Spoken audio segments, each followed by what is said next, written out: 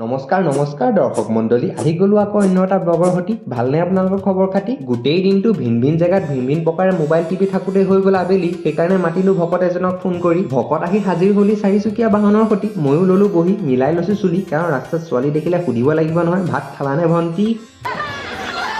লাহে লাহে আমি গৈ আছো লগৰ এটাৰ ঘৰলৈ কাৰণ আজি তাৰ ফেয়াৰৱেল বুলিও ক'ব পাৰে মানে তেখেত গৈ আছে অসমৰ বাহিৰলৈ উচ্চ শিক্ষাৰ কাৰণে সেইকাৰণে আমি ভাবিলো ব'ল গোটেইকেইটা গৈ কিবা এটা খাই আহোঁগে এই আশা মনত বান্ধি আমি পালোহি জলপান গৃহৰ দুৱাৰ দলি সন্মুখত চলি আছে খেলা